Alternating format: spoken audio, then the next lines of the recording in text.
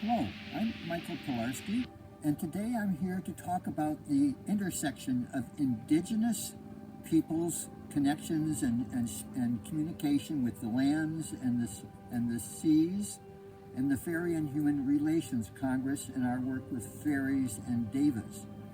As we all know, Indigenous peoples of the world, without exception, all spoke to the lands and the seas and the animals and the spirits of the places they lived. And they've been doing this for millennia, back far into prehistory. Their connection with the lands. They saw that there were beings in all things. All physical things had spirit beings connected with them, and they talked to them.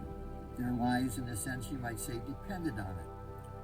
Well, these days, a lot of people have forgotten that or don't hold true to that. But there's a group of us that meet at the Fairy and Human Relations Congress, where we talk to the nature spirits and the devas and the spirits of the mountains and the seas and the lands as well. So we're in a sense, there's an intersection between the Indigenous way of doing it and our way. They're very similar. We're talking to the same beings. Hey, that spirit of the mountain, no matter which name you have for it, it's the same spirit. And so the Fairy and Human Relations Congress has been meeting for 25 years, relatively young, but we bring people together that talk to the spirits of the plants and the animals and the seas, etc. And this year we're having an Indigenous track, or Indigenous people coming. We've always had some Indigenous people, but we're making a special effort this year. And so we have currently already 5 Indigenous speakers and presenters coming. And one of them is Paul Chilton Wagner, who's Salish Sea. He's from the Sonic tribe up in Vancouver Island. And he started an organization called Protectors of the Salish Sea. And so their goal is to help protect the Salish Sea, or what we call the Puget Sound, Straits of Georgia, Straits of Juan de Fuca. And so though their people, these Salish people, lived on the ocean, they talked to the ocean and the sea creatures a lot. And so Paul's going to introduce us to some of the Salish traditions of talking to the Salish Sea and the beings here. And we'll be doing some ceremony with Paul. And Paul's a very fluent orator. I'm pleased he's going to be with us. He's been with us before. We have Brenda Salgado who's coming. She's a Toltec Mayan blood, and she does a lot of healing work, mental and physical healing, and she's been with us for 3 or 4 years now and giving workshops and limpias and healings, and she is a wonderful, wonderful Indigenous woman. And we have Robin Tequelas Youngblood joining us for the first time this year.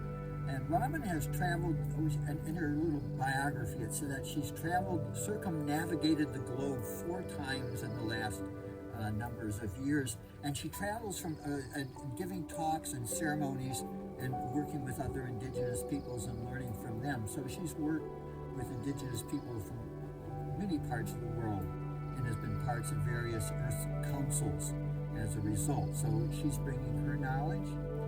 And then we have Susan Powell, who is a Lakota woman, and she's been coming to our events for years. And she does a lot of work with Medicine Wheel and is carrying on spiritual traditions as well. Finally, we also have Laura Pennington, who's a Skagit elder and one of the teachers of the Lushootseed language, which is the main language group for the Salish Sea people.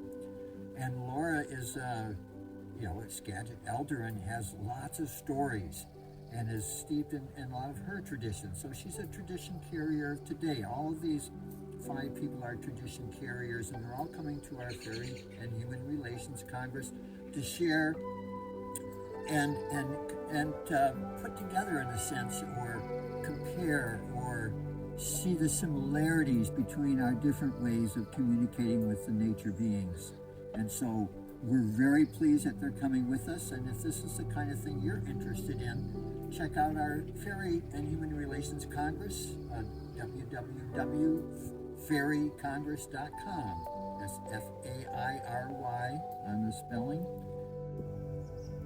So we're excited to announce that Johnny Moses is going to be our 6th Indigenous presenter this year at the Fairy Congress.